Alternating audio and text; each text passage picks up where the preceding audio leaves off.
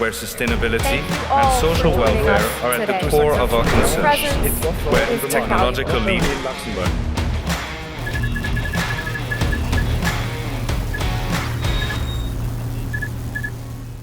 Bonjour Loïc, Bonjour Kamel, comment vas-tu? je vais bien, merci. Merci d'être là sur ce podcast et merci aussi d'accepter de le faire en français parce que je sais que c'est pas ta langue maternelle. Non, c'est pas ma première langue. C'est l'allemand, c'est ça? Au luxembourgeois, allemand et après français. Est-ce que tu connais la règle du podcast? Oui, j'ai bien suivi tes précédents épisodes. Ok, c'est celle de la carte Joker. Si en fait tu as une question auquel tu ne peux pas répondre, il suffit de la sortir et tu pourras l'excuser. Mais attention, tu n'auras à l'utiliser qu'une seule fois. T'es prêt? Je suis prêt. Parfait. On va commencer d'abord par ton métier. Comment tu pourrais décrire ton métier à quelqu'un qui n'y connaît rien? Mon métier ou la société? D'abord ton métier. Je suis CEO fondateur de MixVoip, donc c'est un métier qui a évolué. J'ai commencé à programmer la solution, mais aujourd'hui, je suis CEO de 75 personnes. Donc ça fait quand même pas mal de réunions, d'emails, essayer d'aligner les gens, de les mettre ensemble, de planifier. Ça, c'est ce que tu fais aujourd'hui chez MixVoip. Et ceux qui ne connaissent pas MixVoip, est-ce que tu peux expliquer ce que fait MixVoip? MixVoip, c'est un opérateur télécom B2B. Pour le décrire, on est un peu comme les géants, comme la Poste, mais on se concentre que sur le B2B. On est un peu plus petit, un peu plus agile, un peu plus flexible, un peu moins cher. Est-ce que c'est vrai ça? Oui. Ça, c'est ce que tu fais maintenant. Est-ce que tu expliques quel a été ton premier job? Ouais. Mon premier job, c'était quand je revenais de l'université, que j'ai pas réussi d'ailleurs. Je travaillais pour une ASBL, c'était un service volontaire avec un micro-salaire, je pense que c'était 600-800 euros. Et là, je leur aidais à un peu gérer l'informatique, installer les serveurs, la gestion du site web. T'as jamais bossé quand t'étais ado? Des jobs d'été? Si. Ah, tu faisais quoi? Et la commune, donc enlever les mauvaises herbes. C'était à la BGL. Franchement, là, je sais plus qu'est-ce que je faisais, mais ça me plaisait pas trop. Et qu'as-tu fait de tes premiers salaires? Des premiers, ça dépend. À l'âge de 16 ans, je sais pas. À l'âge de 18, 19, j'ai probablement investi dans la bière. Pas dans les bitcoins? C'était trop, il n'y en avait pas encore. Il n'y en avait pas, et bon, si on savait. Si on regarde ton quotidien aujourd'hui, quelle est la chose qui te passionne le plus dans ton travail? En fait, au bout d'un certain temps, quand je fais la même chose, je perds d'intérêt. Et donc, ce qui est génial en tant que CEO, je peux choisir mes projets, mes priorités. Donc, aujourd'hui, si je veux programmer, je peux un peu programmer. Bon, il y a un peu moins de temps, mais je peux vraiment me concentrer sur les projets qui m'intéressent le plus. Donc, ça, c'est quand même une flexibilité que j'apprécie. Donc la flexibilité, c'est ce que tu aimes le plus. Est-ce que tu détestes le plus? Franchement, quotidiennement, Les en réunions. tant que CEO, on gère la critique. On est constamment critiqué, que ce soit par des employés, par des clients. On fait vraiment un bon job, mais parfois, on travaille avec des êtres humains, on fait des erreurs. Par des associés, par le comité exécutif, par le conseil d'administration. Donc, il y a quand même une critique constante qu'on doit gérer. Et surtout quand ça va mal, quand les chiffres ne sont pas là, c'est le management, le leadership, la stratégie, les mauvais investissements. Et quand ça va bien, c'est le marché qui est porteur. C'est un travail d'équipe, donc ça, il faut gérer. Donc la critique, est-ce que c'est parce que tu as du mal à l'accepter ou est-ce que tu l'acceptes mais que tu trouves que c'est le plus ingrat? Il faut l'accepter. Je pense que ça fait partie de la définition du métier, mais je dirais c'est la partie la plus ingrate. Ok, ça c'est la chose la plus compliquée à gérer selon toi au quotidien. Ouais, et tu as très peu de personnes à qui tu peux te confier ou en discuter. T'as un associé, enfin t'as des associés? Ouais, mais ceux-là n'hésitent pas non plus à te critiquer. Mais bon, oui, tu discutes avec eux, mais que deux êtres humains ont la même opinion et la même vision et la même stratégie, c'est quand même rare. Donc c'est quand même parfois, surtout quand ça va mal, le nombre de critiques augmente. Et donc il faut quand même expliquer beaucoup pourquoi on prend cette décision, c'est quoi le but, qu'est-ce qu'on pense ou les résultats désirés. Et l'autre a forcément une autre opinion. Et donc Tu trouves un compromis à ce moment-là ou tu mets l'eau dans ton vin ou est-ce que tu dis non, non, c'est comme ça et j'y vais et c'est la voie que je veux prendre? J'écoute, parfois je change mon opinion, ça arrive vraiment, mais il faut que leur opinion soit fondée, il faut qu'il y ait des chiffres et souvent, quand même, je remarque que moi je consacre plus de temps à de la recherche où je réfléchis un peu plus souvent, donc ils ont peut-être moins de données et donc je pense qu'ils confirmeraient que je mets très peu d'eau dans mon vin. Donc ça, c'est aujourd'hui. Est-ce que tu peux m'expliquer l'histoire un peu de Mixwap et l'histoire de la création de ta boîte? Donc tu as quitté l'école vers l'âge de 19-20 ans? Est-ce que tu- Ouais, après, petit intermezzo à Bruxelles pour faire des chèques. Pas vraiment réussi, je suis retourné, j'ai envoyé des CV partout, mais bon, j'avais un bac, c'était un bac sans informatique, ça n'existait pas encore à cette époque pour l'éducation classique, donc il n'y a personne qui voulait me prendre, j'ai envoyé à poste, bref, à tout le monde. Mais tu voulais faire l'informatique? Ouais, ouais, j'étais passionné, j'avais déjà mon site web, j'installais déjà Linux, j'étais pas vraiment super fort. Mais tu le faisais. Ah oui, ça me passionnait. Ok. Et donc, j'ai trouvé ça d'ASBL qui m'embauchait en service volontaire. À côté, j'avais mon projet d'hébergement où j'avais déjà 2, 3 clients, comme ça, pas vraiment en structure. Et donc, avec d'autres associés, on crée une société, 25% tout le monde. Et là, je vois que l'évolution de la voix sur IP, je vois des logiciels open source, et donc je commence à m'y intéresser jusqu'à ce que finalement, on héberge nos serveurs chez Data Center Luxembourg. Je rentre en contact avec Xavier Buck, Marco Howen, ils trouvent le projet intéressant, ils investissent même dans notre micro-boîte, et on développe une solution VoIP pour la société VoIPgate. Pour ceux qui connaissent pas le VoIP, est-ce que tu peux expliquer ce que c'est? Parce que C'est la voix sur IP. Aujourd'hui, toute la voix, tous les appels téléphoniques transitent par les réseaux Internet. Dans le temps, ce n'était pas le cas. C'était les réseaux analogiques, les réseaux ISDN. Ouais. Et donc, ce changement commençait à émerger. Et donc, la téléphonie devenait de l'informatique. qui faisait ça au Luxembourg? Il y avait Skype. Ouais, ok. Donc après, tu as lancé ça et donc ensuite, Donc, la société que j'avais fondée, elle était sous-traitant pour VoIPgate.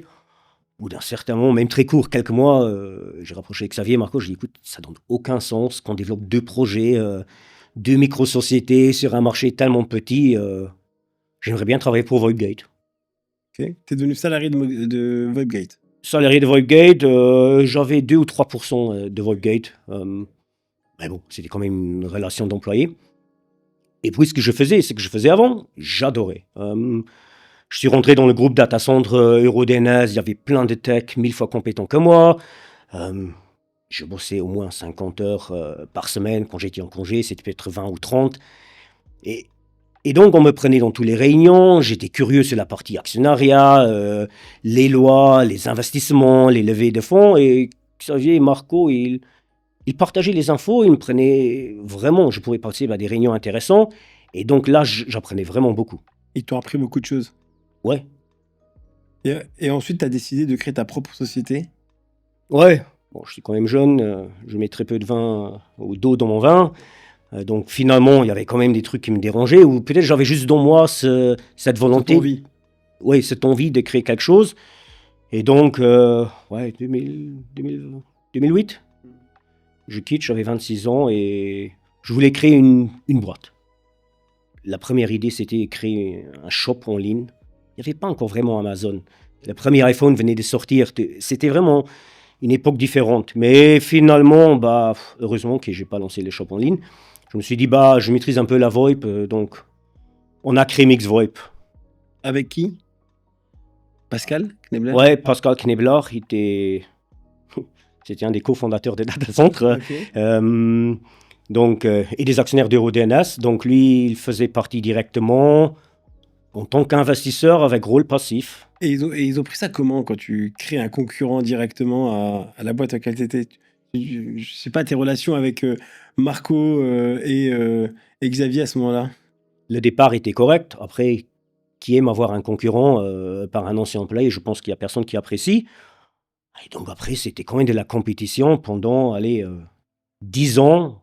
entre Voipgate et Mixvoip. Voipgate était bien plus grand, il y avait des salariés, il y avait des clients, il y avait des revenus, nous on n'avait rien. Mixvoip a été créé avec 80 000 euros de capital, donc il n'y avait même pas de moyens. Tu avais réussi à avoir 80 000 euros de capital, pour commencer. Mais pour un Oui, opérateur ok, télécom, c'est allez, rien du moi tout. j'avais fait des économies de 15, mon père mettait 15, c'était déjà à 30, Pascal mettait 15, tu vois, des friends, family and fools, t'en trouves, mais c'est pour ça que j'étais aussi dilué, j'étais bien dilué. Donc après, tu as eu cette aventure Mixvoip, enfin Voipgate, t'es parti, t'as créé Mixvoip. Donc maintenant, ça fait plus de 17 ans. Je crois Ouais. qu'entre-temps, t'as racheté finalement Voipgate. Ouais. Comment ça s'est passé? Bah on fait, tu vois, tu te vois sur les salons, certainement les salons que toi tu organisais, et parfois tu vois Xavier ou Marco passer, et tu dis bonjour, tu parles, tu vois, la relation elle était quand même, elle était sympa. Allez, une fois par an, je disais, dis, En blaguant. quand est-ce que tu me vends Voipgate? Allez, ça marche pas, allez, je vais gagner, tu vas me vendre. Et un jour, il dit, écoute, on aimerait vendre, est-ce que tu as toujours de l'intérêt? Et on discutait, il y avait une valorisation à faire.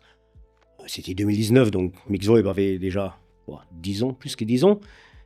Donc, on avait eu de la croissance, on a eu du succès, et donc on a réussi à racheter.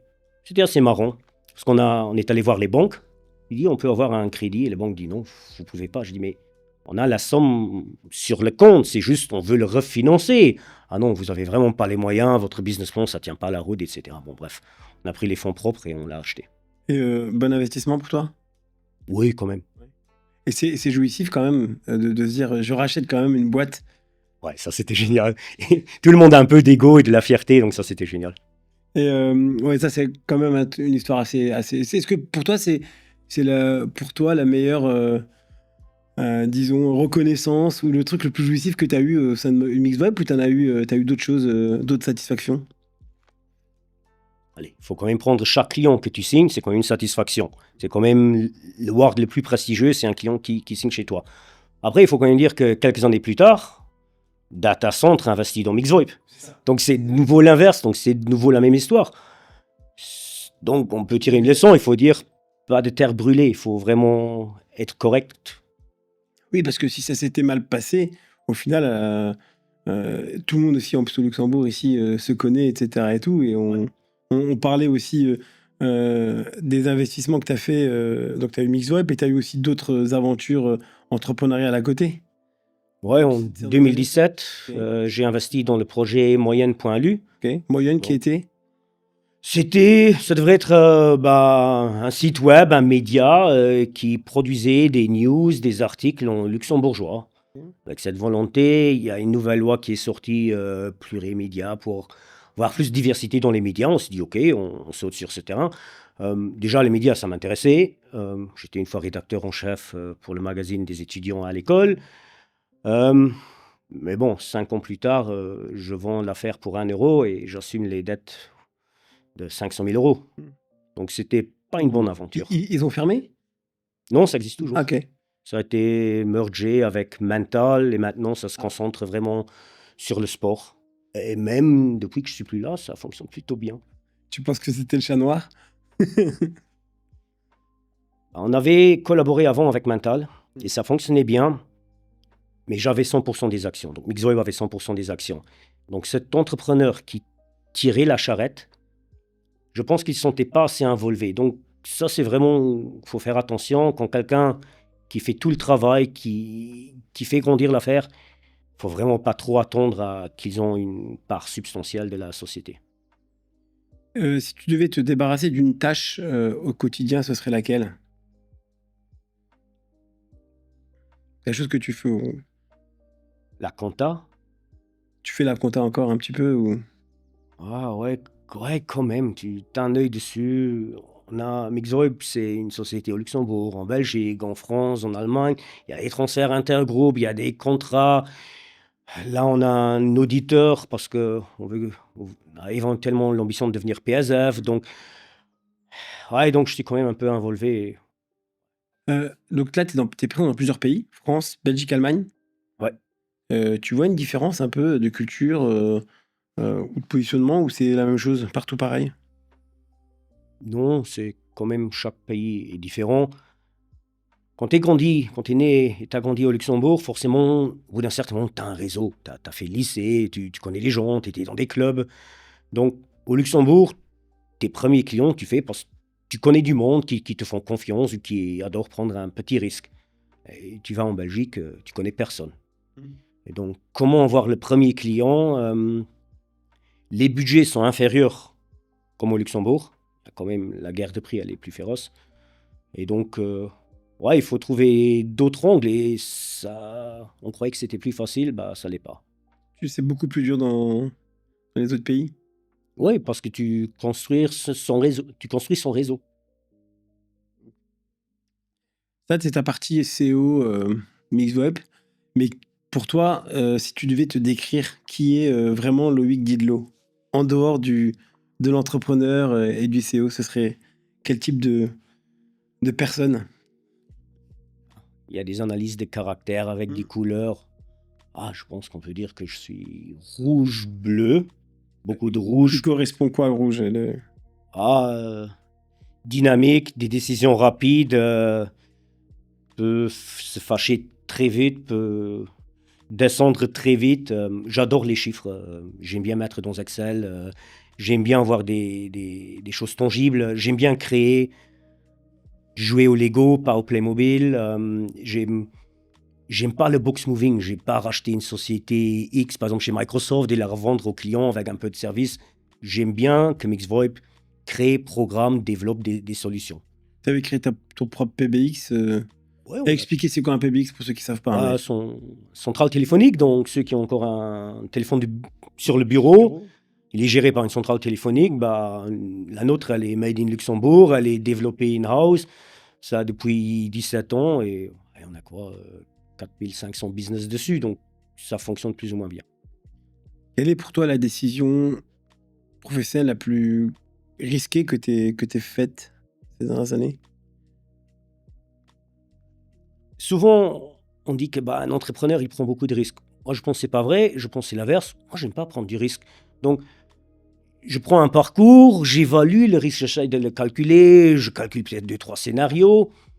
Et après, en fonction de ça, on va dans une direction. Mais c'est jamais vraiment risqué. Quand j'ai créé la boîte, c'était quoi mon risque? 26 ans, un prêt d'un petit appartement, certes, pas d'enfant, pas de responsabilité. Allez. Au pire des cas, je cherche un job. Donc, je ne pense pas que je prends beaucoup de risques, donc je ne sais pas vraiment répondre à cette question. Aujourd'hui, tu as un enfant. Ouais. Ouais, est-ce que tu es maintenant encore moins risque inverse? Oui, surtout que la société a grandi, donc tu as la responsabilité pour 75 personnes, tu as de la responsabilité pour les actionnaires, la société a des prêts, ce qui est bien qu'aujourd'hui je suis plus cautionnement solidaire et indivisible, mais c'est la société qui a les garanties, mais il y a une certaine trésorerie avec laquelle je peux prendre des risques, comme avec Moyenne, mais c'est pas un risque qui va mettre Mixvoip en péril, c'est un risque qui va mettre d'autres investissements en péril. On romantise souvent l'entrepreneuriat. On pense toujours que c'est vraiment le métier rêvé. Mais est-ce qu'il y a une partie moche dans le métier de CEO? Partie compliquée. Tu parlais de la critique, c'est peut-être plutôt ça? Ouais, mais donc on fait sur... T'es seul. Donc t'as plein de potes, t'as plein de familles qui étaient tous employés. Donc tu leur expliques le problème. Donc ils ont un autre point de vue. Donc c'est bien de discuter avec eux. Ils te donnent le point de vue de ce que moi je vois pas, de ce que peut-être mon employé voit. Mais ils ont du mal à comprendre les miens. Donc à qui peux-je discuter? Donc, à d'autres CEO comme toi qui ont les mêmes problématiques ou pas? Ouais, tu pourrais. Il y en a que tu peux appeler, tu peux avoir un lunch, tu peux en discuter, mais ce sont quand même des gens fortement occupés. Et ça t'est déjà arrivé de te dire je veux tout arrêter? Ouais, c'est cyclique. Ça arrive, entre-temps, je sais, ça arrive tous les 2-3 ans. Ok. Là, t'es dans quelle période là? Là, t'es en mode, je sens que t'es en mode... Là, tout marche bien. Là, t'es début du cycle. Ouais, là, je veux certainement pas m'arrêter. C'est janvier 2026, on a fait une année de malade, donc franchement, là, c'est pas le moment de s'arrêter. Mais les moments que tu veux t'arrêter, c'est pas forcément lié à à la société. C'est quand tu as des difficultés en société et en vie privée, ça s'accumule pendant un intervalle de temps assez court. Et là, tu te dis, Pourquoi je fais tout ça? Ouais. Et donc, tu te dis, je pourrais avoir peut-être une vie plus confortable. Et je suis luxembourgeois, il y a toujours l'option d'aller prendre une place gouvernementale quelque part pour une association, je sais pas. Mais dans le temps, c'était dur à maîtriser ces cycles parce que je savais pas comment gérer. Aujourd'hui, je sais, attends, gère les problèmes un par un. Justement, est-ce que tu vois une différence à ta manière de manager de maintenant et au début de Mixed Vibe? Elle a certainement changé, mais j'ai aussi fait marche arrière. Donc, j'explique. 2008 tout seul, 2014-15, on commence à voir des gens. 2019, on fait une super année. Après, post-Covid, on passe de 60 à 105 personnes en 6 mois. On avait un peu de cage, on s'est dit, voilà. Product market fit, le produit fonctionne, international, go, go, go, go, go. Et là, toute la culture, on avait vraiment une bonne culture, une bonne ambiance, tout s'est pratiquement effondré. La critique a augmenté, bien sûr. Tu n'avais pas de process d'onboarding, et donc je commence à lire des dizaines de livres, des articles, je prends du coaching, j'écoute tous les podcasts possibles, et donc je change mon management. Et après, je me rends quand même compte que, en fait, il fallait juste définir avec qui moi je veux travailler chez Mixed Vibe, pourquoi j'ai écrit Mixed Vibe. J'avais oublié, et donc je suis un peu revenu en arrière. Je dis, ok, ça c'est ce que je veux chez Mixed Vibe, ça c'est ce que je veux pas, et là ça fonctionne mieux. Je suppose que tu entendais cette phrase, je veux nous professionnaliser, et je veux rendre des process, je vais faire ce genre de choses. Mais il en faut. Il en faut, clairement. Mais il y avait aussi toute la phase après Covid, il y avait plein d'emplois, c'était dur de trouver des employés, mes employés se faisaient chasser tous les jours par des sociétés plus grandes, et donc forcément, quand les gens se font chasser, ils se disent, mais pourquoi tu veux faire ça? Moi, j'ai d'autres opportunités. Et donc, assez douloureux, ou jusqu'à ce que je me suis dit, stop. Moi, je vais travailler avec des gens qui veulent construire, qui portent le maillot Mixed Vibe avec fierté, forcé ou parce qu'ils pensent vraiment que c'est une bonne boîte. Et s'ils ne veulent pas, ok, qu'ils quittent. Et ton problème n'était pas aussi trop d'empathie. Des fois, tu te disais, mais tu faisais trop attention aux employés ou à leur bien-être, ou c'était quoi? Comment tu véhicules ça? Comment toi tu vois ça? Je pense qu'il faut faire attention au bien-être des employés. Mais je pense l'erreur que moi j'ai fait et que beaucoup de managers font, c'est l'empathie envers la mauvais profil des employés. Donc, tes high performers, ceux qui sont là, ceux qui font les heures sup, ceux qui sont jamais malades, il faut avoir de l'empathie. Donc, si à chaque fois que quelqu'un est malade, l'autre fait le taf, il corrige les erreurs, il est là. C'est envers eux qu'il faut avoir de l'empathie. C'est eux qu'il faut protéger. C'est eux qui font des sacrifices, qui ont décidé pour la boîte de voir moins leur famille parce que d'autres font moins attention, sont moins fiers, moins motivés, plus souvent malades. Et au début, c'était « Ah, pourquoi elle est malade? C'est peut-être ma faute. » Mais non, il faut avoir de l'empathie vers les gens qui tirent vraiment la société vers le haut. C'est pas forcément de ta faute si l'employé n'est pas forcément bien, et des fois tu avais ça aussi en tête. Tu te posais la question? Ça peut être ma faute, mais il n'y a pas tout le monde qui joue du handball, qui joue du football, qui fait des jeux d'échecs. Tout le monde a des intérêts différents. Tu as juste peut-être embauché la mauvaise personne. Et on pense que tout le monde doit être heureux dans chaque société. Non, tout le monde doit être heureux dans une société. Et toi, tu es plutôt du genre à vouloir que tes employés tout de suite soient heureux, et s'ils ne sont pas heureux, qu'ils partent? Aujourd'hui, oui. Dans le temps, j'essayais de faire des compromis, d'adapter les règles, de changer tout le monde pour que tout le monde trouve sa place. Et on fait, il ne faut pas faire ça. Et si tu devais recommencer Mixed Vibe aujourd'hui, qu'est-ce que tu ferais de totalement différent? Ok, je devrais recommencer avec tout mon know-how en 2008 ou en 2026? Déjà en 2008.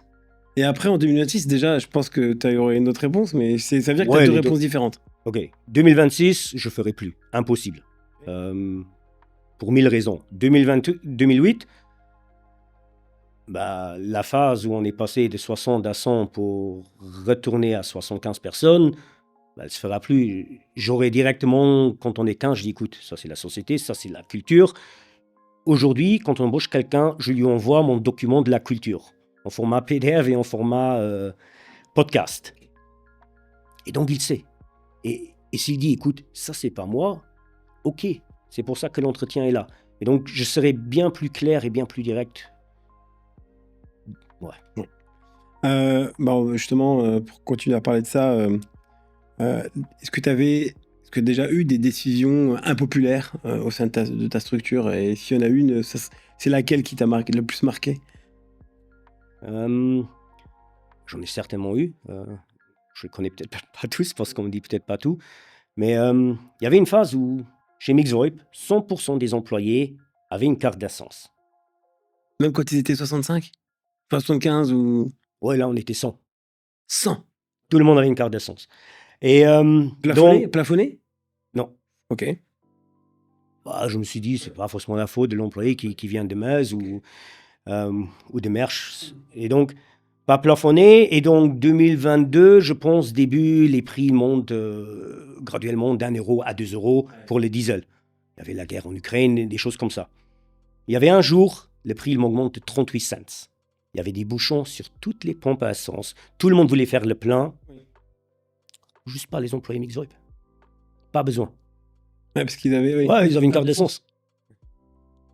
Pendant toute cette phase, que les prix ont doublé, il n'y a personne qui est venu et dit merci. Tu vois, chaque jour, tu mets la radio, ils te disent ouais, le pouvoir d'achat diminue, l'essence coûte trop.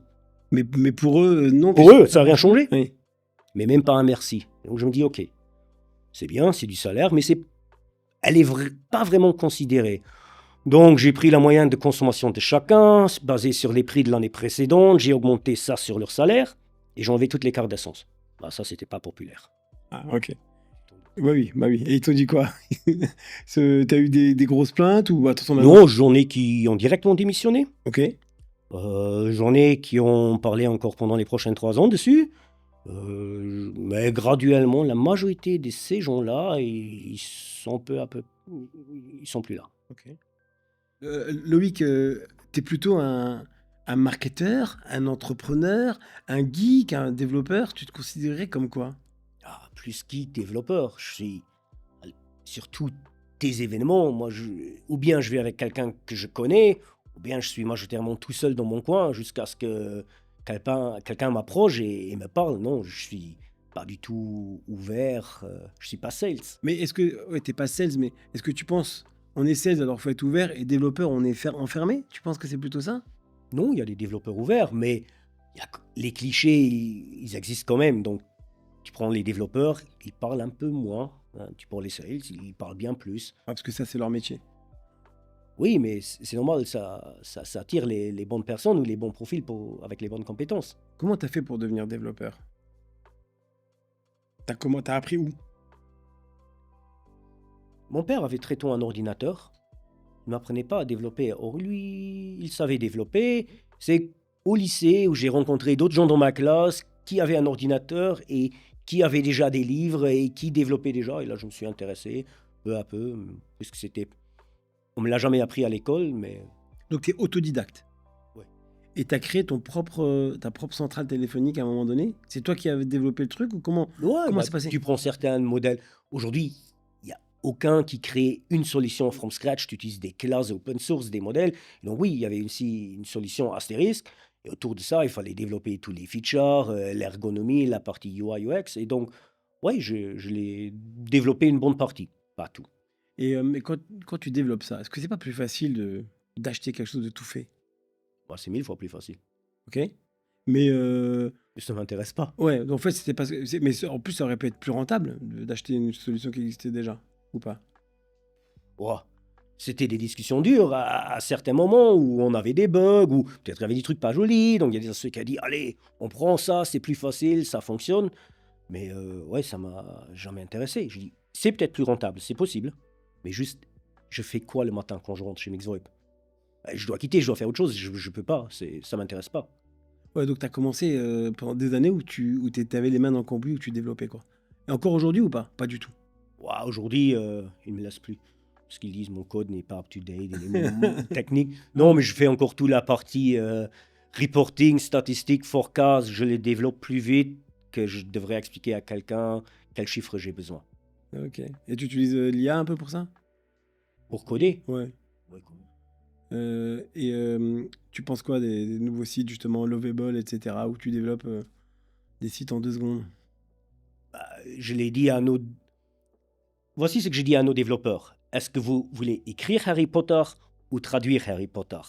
Donc, dans les anciens systèmes, tu avais le product owner qui faisait les tickets et le développeur les mettait en code. Aujourd'hui, ça devient moins en moins nécessaire. Donc, si quelqu'un sait écrire le ticket, la requête, ce qu'il veut, donne-le directement à l'IA, elle te le programme.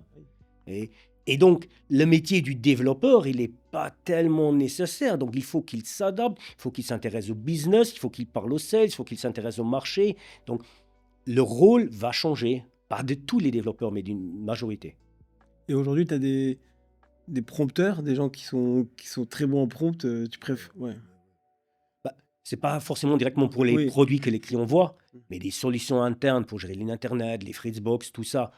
On a sorti des automatisations qu'on n'avait pas pendant 10 ans. Aujourd'hui, on les a sorties dans un mois. Et c'est des milliers de lignes de code, mais c'est l'IA qui les a générées. Et il n'y a pas de faille, on parlait de cybersécurité, non, il n'y en a pas. Tu sais, les êtres humains, ils font aussi des erreurs. Bien sûr qu'il y a des failles, bien sûr, il y a des bugs, bien sûr, il y a des trucs qui ne sont pas parfaits. Donc, tu dois quand même tester, tu dois revoir, C'est pas que... C'est pas pour quelqu'un qui ne sait pas développer à utiliser l'IA pour écrire du code. Ça fonctionne pas. Il faut quand même avoir le background des développeurs et des techs. On a la même chose, ça c'est pour les développeurs, mais sur tout ce qui est les métiers designers, etc. Tu penses aussi que leur métier risque de disparaître ou risque de changer? Quelqu'un qui te fait un logo, par exemple. Peut-être la partie créative, parce que là, si moi je veux lancer un projet ou un produit, je peux avec l'IA faire 1000 itérations de logos qui me plaisent, qui ne me plaisent pas. Après, il faut quand même quelqu'un qui le vectorise, qui le fait en bonne qualité. Mais donc, tu peux faire une partie de la créativité toi-même. Et après, Donc, donner à ton... tu vas éliminer les créatifs moyens, moyennement bons. Les super bons créatifs, ils vont rester. Et les faibles, ils seront remplacés par l'IA. Ça sera comme les développeurs. Oui. Tu avais dit que tu avais un peu de Bitcoin, que tu croyais pas trop, que c'était une arnaque. Oui. Mais est-ce que, donc, même l'Ether, même les toutes les cryptos, tu penses que c'est toutes des arnaques? Parce que la blockchain, c'est aussi une technologie intéressante. Elle est super intéressante, elle est impressionnante. Tu pourrais faire des choses avec. Mais aujourd'hui, il n'y a aucune application qui sert à quelque chose que tu ne peux pas répliquer avec une base de données SQL. Et donc, tout ce hype, toute cette croissance, cette valorisation, c'est de l'arnaque. On parle de croissance, de valorisation. Tu penses pas qu'il y a aussi une bulle IA actuellement? Avec tous ces investissements de malades qu'il y a dans l'IA? Je suppose, oui, clairement. Tu as trop de sociétés qui ont, même les grandes, même les gens, OpenAI, ils ont un produit, ils font des revenus, mais ils n'en font pas assez. Et toutes les sociétés, en tant que client, sautent dessus, ils veulent tester, mais ils vont remarquer que finalement, ils ne sont pas beaucoup automatisés, qu'ils ont toujours besoin du même nombre de personnel. Et donc là, ils vont arrêter ou freiner. Et donc, il y a des sociétés qui vont disparaître. J'ai une autre question, c'était concernant la période Covid. Comment tu l'as vécu? C'est pas juste. Parce que... Donc, en tant qu'opérateur télécom, tu es régulé et donc très vite, on a des hôpitaux comme clients, des maisons de retraite, des médecins. Donc très vite, tu es jugé architecture critique. Donc nos employés, à part nos sales, mais tous ceux qui sont tech, ont eu le droit de prendre la voiture, d'aller où ils veulent. Ils ont eu le droit de venir au bureau. Donc, ils n'avaient pas cette solitude. Et donc, c'était même des moments assez géniaux au bureau. Donc, tu n'avais pas des clients qui t'appelaient. Au début, certes, tu devais faire les VPN, les redirections, mettre du home office. Mais après, tu étais là vraiment faire du brainstorming, à travailler sur les projets et tu n'avais pas les moments de solitude. Et au niveau revenu, c'était pareil? Oui, nous, on a eu une croissance. Tu vends des laptops. Les gens avaient des ordinateurs fixes. Là, fallait vendre des laptops, fallait mettre du Zoom, fallait casques, lignes, du support, du VPN, donc des lignes Internet, upgrade des lignes Internet, téléphonie cloud. Donc on était un peu profiteur d'une crise. Et tu penses que ce qu'on vit aujourd'hui un peu, c'est une conséquence de ce qui s'est passé Covid ou pas? Crise économique, puisque... Là, c'est comme en 2008. On prend des dettes pour amortir les effets de la crise. Pendant Covid, l'État de nouveau a pris des dettes, et les dettes de l'État sont quand même les nôtres. Et donc on amortit, je sais pas jusqu'à quel moment. Disons que le Covid a pour toi été pas trop mal vécu, on va dire. Comment tu penses que ça a été géré ici dans le pays? Ok, pas trop mal vécu, on a fait des revenus, mais avant Covid, on ne parlait pas de Microsoft Teams. Microsoft Teams, c'était pas un concurrent. Aujourd'hui, tout le monde utilise Microsoft Teams. Et honnêtement, je préfère me battre contre Post et Tango que contre Microsoft. Donc ça, c'est un point. Et après, je pense, non, l'État a pris des dettes pour amortir les effets, mais je pense que l'État a bien géré la crise. Chaque jour, avec les informations qu'ils avaient, ils ont pris des décisions que peut-être au moment on ne comprenait pas, peut-être après coup, certaines sont clairement fausses, mais avec les informations qu'ils avaient, je trouvais qu'ils géraient super bien la crise. À qui tu parles quand quelque chose va mal et quand tu dois quand même décider? Est-ce qu'il y a des gens avec qui tu discutes Même ton comité exécutif, ton conseil d'administration, tes actionnaires, et j'ai aussi une coach que je vois tous les 2, 3 mois. C'est rare qu'elle a la solution directe. Parfois, elle dit, écoute, là, t'as tort, mais c'est rare. Mais en fait, ce qu'elle aide, elle parle avec beaucoup de dirigeants, c'est son métier. Mais je pense, ce qui est efficace, c'est que je sors du bureau, j'ai cette réunion, je me concentre que sur les problèmes, je suis à l'écoute, mon esprit, il est libre, ouvert, et donc ça fait que je me concentre sur le problème, que ça aide peut-être à trouver des solutions. Oui, donc tu penses que c'est pas forcément le coach, mais c'est le fait de te concentrer sur ces problèmes-là. Te poser et te dire, je vais me concentrer sur ce problème-là, et après tu trouves une solution. Ouais, après aussi, elle a des opinions fortes, donc elle me dit pas oui comme ChatGPT. Et tu utilises beaucoup de ChatGPT d'ailleurs? Tout le temps? Même pour prendre des décisions ou pas? ChatGPT, Gemini, je mets les deux. J'utilise les deux, parfois Manus, non, j'utilise tout. Est-ce que tu penses que pour être un bon dirigeant, est-ce qu'on peut être quand même un bon dirigeant sans blesser les gens? Ok, ça définit, c'est quoi un bon dirigeant? C'est quoi l'objectif de la société? Si l'objectif c'est d'avoir une croissance d'1% par an, ou index, inflation, que tout le monde se sent à l'aise, alors non, alors il faut pas blesser les gens. Mais si tu dis, moi je veux avoir une croissance, je veux prendre des parts de marché, je veux aller à l'international, donc il faut créer une équipe, comme dans le sport, qui gagne. Est-ce que tu peux être un entraîneur sympa qui dit ok à tout le monde et gagner des matchs? Je pense pas. Et donc, toi, tu es plutôt du genre à vouloir accélérer, faire de la croissance. Ouais. Pourtant, je te connais, hein, t'as pas l'esprit uniquement mercantile et gagner plein de pognon, etc. D'ailleurs, tu estimes que tu payes pas assez d'impôts. J'estime que la majorité des gens ne payent pas assez d'impôts. Non, j'ai plutôt un côté vert, écolo, gauchiste, mais j'aime bien gagner. J'ai fait 30 ans de handball dans un club avec un bon niveau, mais pas super, super bon, donc j'apprenais beaucoup à perdre. Mais quand on va sur le terrain, c'est pour gagner. Quand je rentre chez MixVoIP, c'est pour signer des devis. Après que notre société capitaliste fonctionne avec de l'argent, c'est pas moi qui l'a créé, mais c'est pas moi qui va changer les règles. Donc, je m'adapte aux règles, mais... Justement, on parlait des règles. Tu as poussé un coup de gueule il y a quelques temps concernant des subventions. On va pas faire de politique, hein, je vais pas faire de politique, c'est pas le but, on n'en fait jamais ici. Mais sur le choix technologique d'une institution publique luxembourgeoise. Est-ce que c'était pas pour toi, je trouve que un manque de fair play en disant j'ai perdu contre un concurrent et en fin de compte tu passais pour un mauvais perdant ou pas, ou est-ce que tu penses que c'était au contraire une alerte que tu faisais au marché? Je pense que je suis passé, entre autres, comme mauvais perdant, mais c'est une alerte. Je parlais en tant que citoyen luxembourgeois européen. C'est pas normal qu'avec une facilité qu'on prend les impôts que les gens qui travaillent ont payé pour donner à des géants américains, surtout dans le contexte géopolitique actuel. Et d'ailleurs, juste une histoire, là j'ai eu un call avec Luxembourg House of Startups. Il y a une subvention SME digital pour le marketing, pour les petites sociétés. Et c'est une bonne initiative.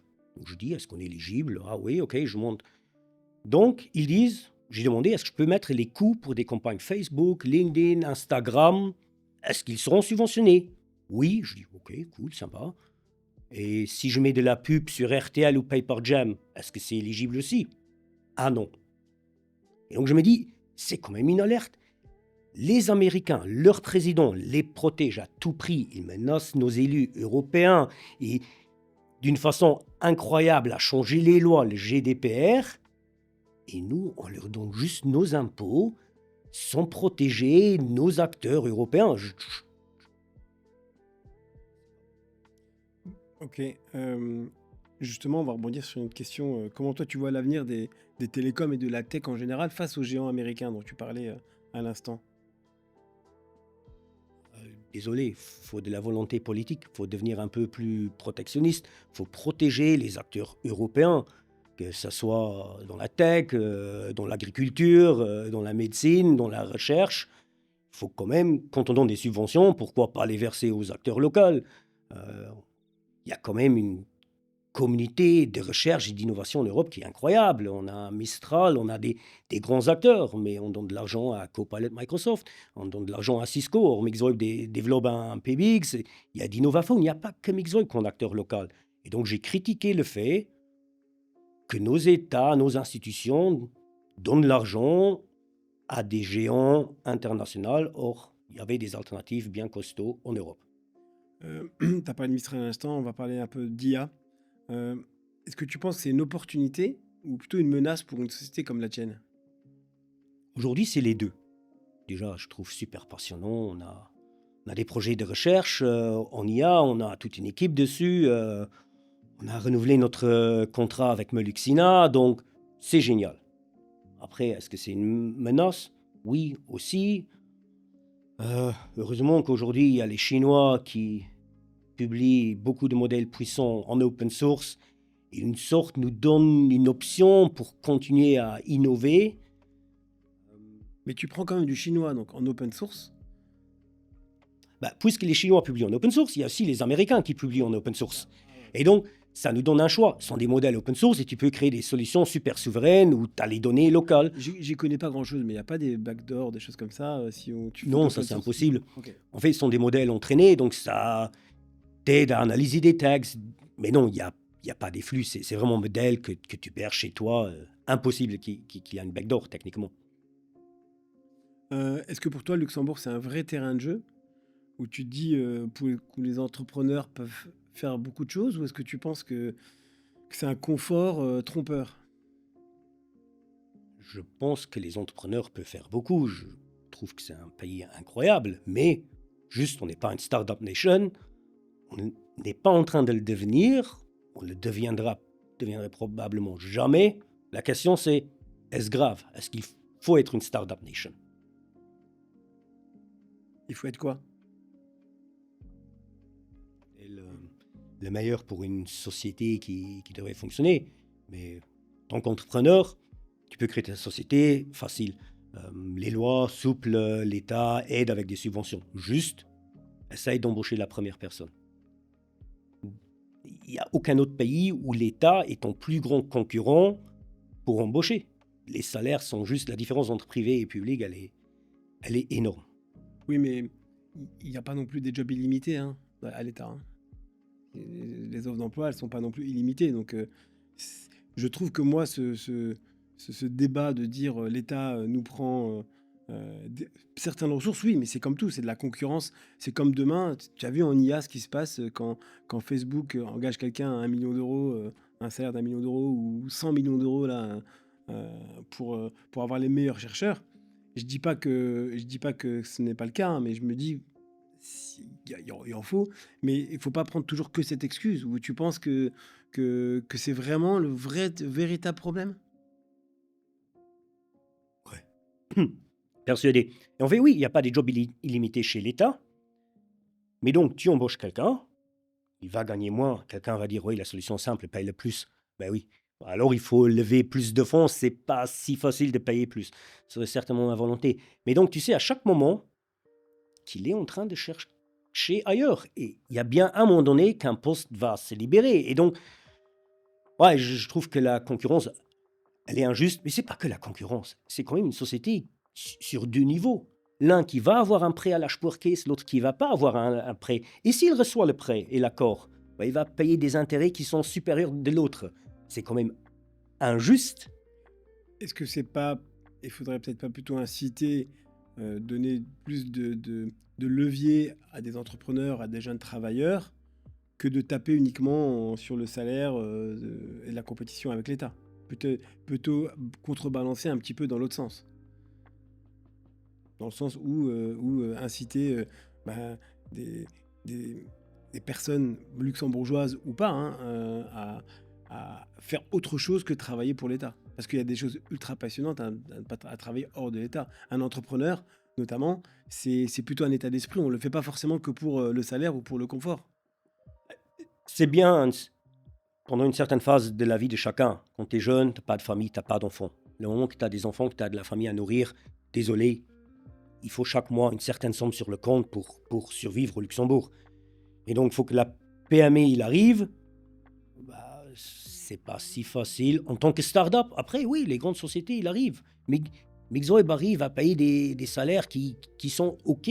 Juste en tant que start-up, impossible. Si on t'avait offert un salaire de malade en 2007, 2008, est-ce que tu aurais quand même créé Mixwipe? En 2008, quand j'ai créé la société, non, pas du tout.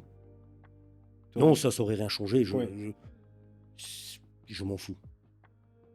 À cette époque. Oui, à cette époque. Parce que, pourquoi? Tu m'offres un salaire de malade pendant un cycle où je vais tout arrêter, ça change. Pendant les 3 ans, c'est quand là? Ouais, les 3 mois qui reviennent tous les 3 ans, là, ça peut changer. En tant que CEO de Mixweb, enfin, dans ta société, tu travailles avec beaucoup de fournisseurs externes également. Pour toi, quelle est la principale qualité qu'il faut avoir pour avoir une bonne relation avec les fournisseurs, les partenaires en général? Je sais pas. En général, je pense que ce soit les employés, les clients, les fournisseurs, que la majorité des gens sont quand même assez sympas, ils veulent t'aider. Je vois vraiment pas un truc où je dis ça c'est marquant, il faut cette qualité. Ouais, donc, et surtout au Luxembourg. Ouais, en Belgique aussi, je Oui. vois pas trop de gens méchants ou maladroits ou incompétents. Tu penses que c'est lié à l'écosystème technologique ou tous les autres business sont comme ça?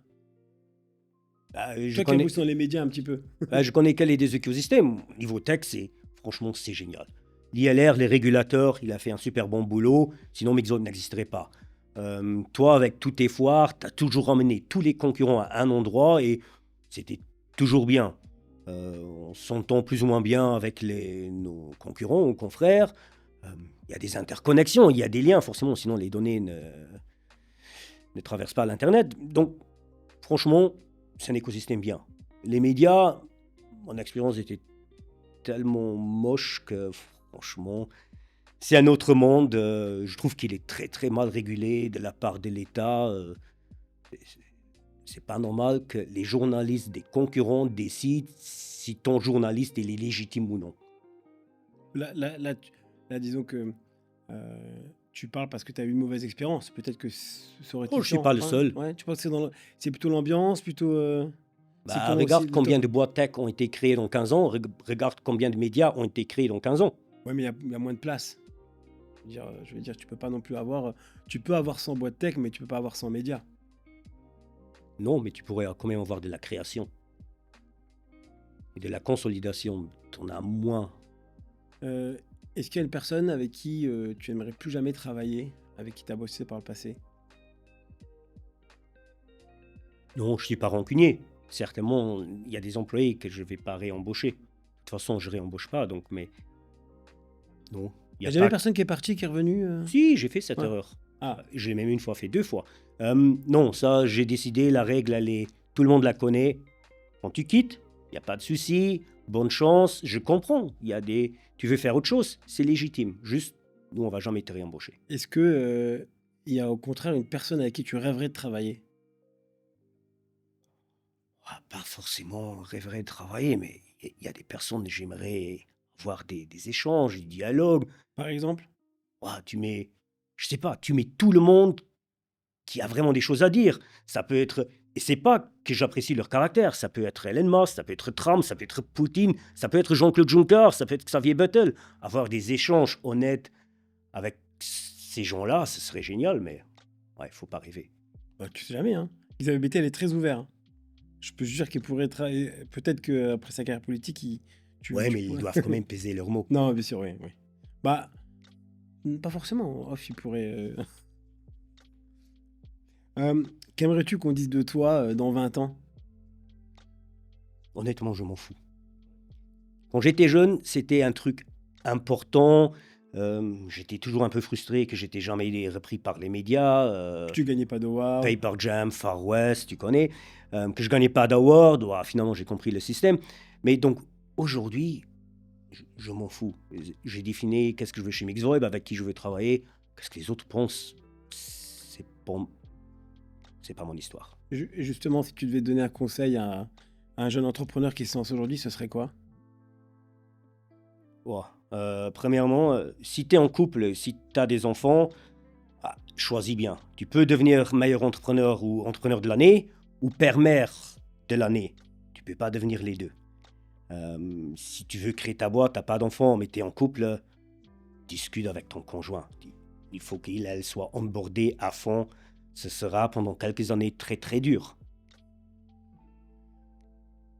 Et si... Que diraient les gens de ton entourage si tu n'étais pas dans cette pièce, que diraient les gens de ton entourage de toi, à ton avis? Qu'est-ce que tu aimerais qu'ils disent de toi? Je m'en fous vraiment. Tu t'en fous? Bah, Ouais. ce que dit ta famille. Ce que dirait ta famille. Est-ce que tu penses qu'ils diraient de toi? Un écolo. Non, il disait que lui c'est toujours mieux, il a toujours un autre avis. Ok. Ah, t'es monsieur je sais tout? Ouais. Tout le temps? Ah, pourtant, j'ai pas ce sentiment-là. J'ai une opinion sur plein de choses. J'ai pas toujours raison. Alors, on peut... on va jouer à un jeu, là. Je vais te poser 3 questions. Tu me demandes ton opinion sur... si t'aimes pas. Bitcoin, crypto-monnaie. Pour ou contre? Arnaque. Arnaque? J'en ai. Ok. Tu peux faire de l'argent, tu peux devenir riche, mais ça reste une arnaque. Ça sert à rien. Ok. Et t'avais beaucoup investi? Non, mais j'ai fait 20-30 000 euros de bénéfices avec. Mais tu penses que c'est de l'arnaque? C'est comme le casino, tu peux faire de l'argent, mais il Ok. n'y a aucune valeur. Télétravail? Ou contre. Pourquoi? Je vois quand les gens sont ensemble, quand ils discutent, que ça donne des idées. Il y a des idées qui émergent, il y a de la collaboration, et c'est pas structuré. Tu peux pas dire, maintenant, on discute de ce problème, on va trouver la solution. Mais quand ils sont en télétravail, ils vont discuter comment? Ah, j'ai une idée, je fais un Teams. Maintenant, faisons une réunion structurée. Dis, t'as combien de temps? Non, c'est super inefficace. Maintenant, allez, faut donner un peu de home office, parce que parfois, tu as des tâches, tu as une liste à faire, et donc, au home office, t'es pas dérangé, donc tu peux le faire. Ça donne une flexibilité, mais 2 jours par semaine, c'est déjà trop. Ok. Qu'est-ce qui te plaît dans le métier des télécoms? Bonne question. Ou comment tu vois l'écosystème télécom au Luxembourg? Est-ce qu'il y a une critique à faire à ce moment-là? Est-ce que tu penses que il y a l'environnement?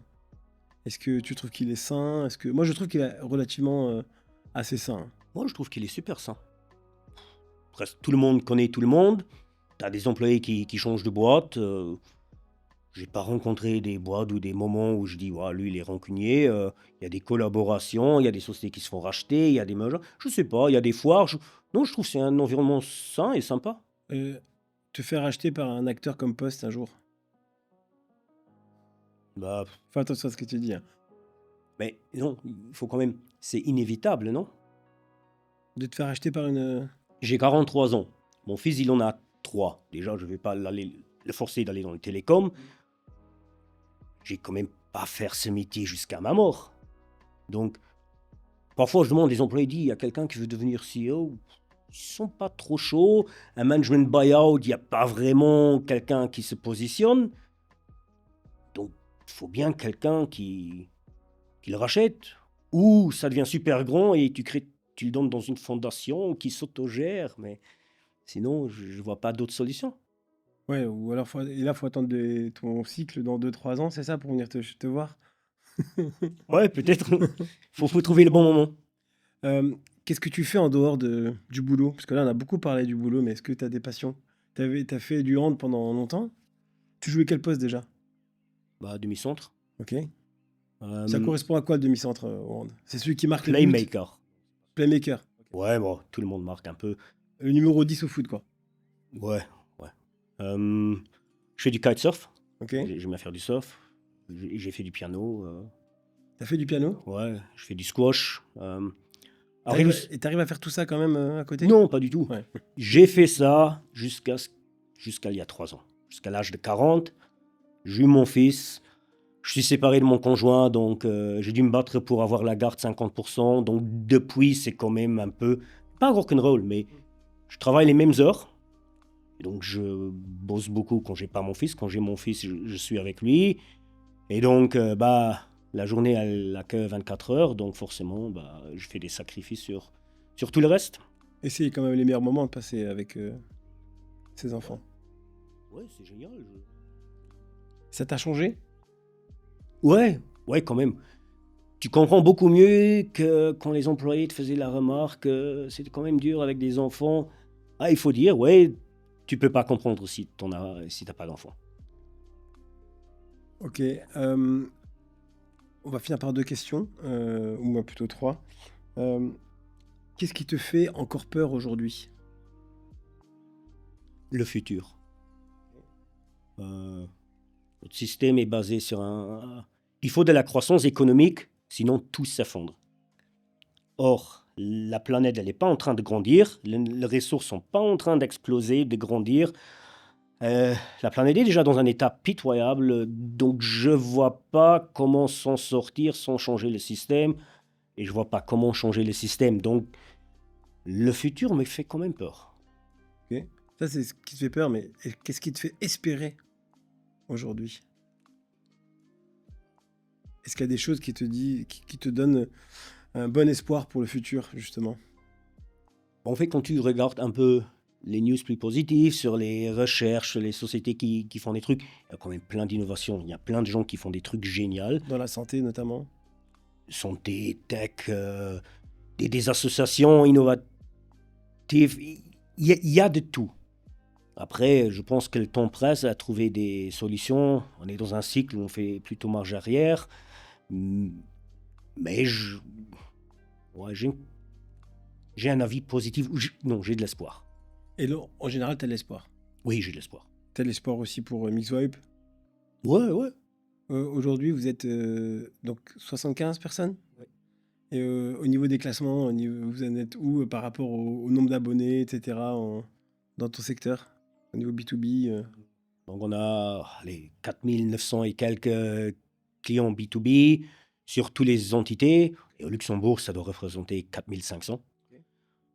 Niveau téléphonie fixe, on est deuxième, derrière Poste.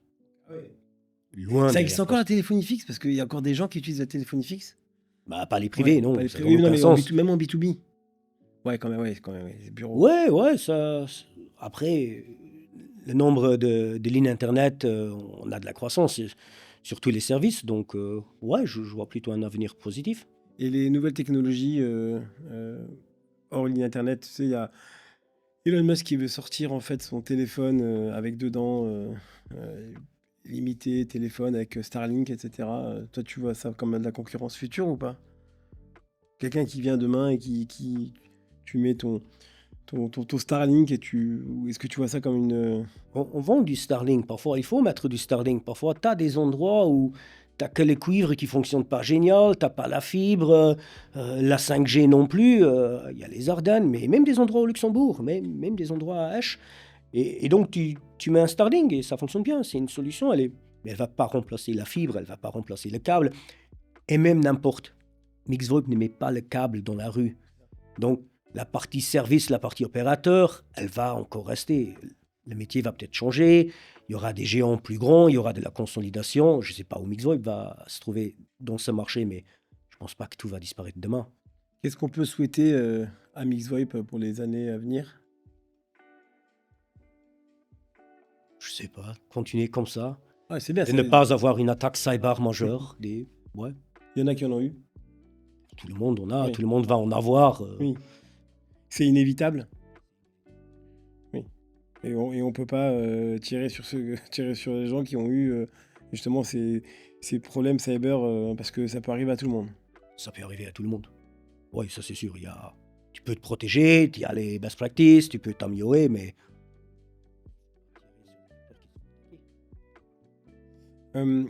Maintenant, une dernière question. Donc tu es assis sur ce fauteuil. Est-ce qu'il y a une personne que tu te dis j'aimerais bien que tu l'interviewes et que tu l'invites sur ce fauteuil? Ne me dis pas Elon Musk, hein, ça serait compliqué de l'avoir. Par exemple, lui... non, je sais pas vraiment. Il n'y a pas une personne au Luxembourg hein, en Il y a invité. des gens qui ont créé des sociétés qui sont bien, qui ont de croissance, plein de succès. On entend souvent parler de cela. Ça peut-être trouver des profils qui ont échoué. On n'en parle pas souvent et peut-être ils ont d'autres messages à passer. Mais des gens qui ont réussi ont souvent échoué avant. Hein. Il y a des gens qui ont raté certains projets et après ils ont réussi. Hein. Donc, Est-ce qu'ils ont vraiment raté? ça, c'est la question. C'était peut-être un setback, un truc qui n'a pas fonctionné directement, mais C'est pour ça qu'on ne rate vraiment jamais, en fait. C'est juste un apprentissage. ouais, c'est possible aussi.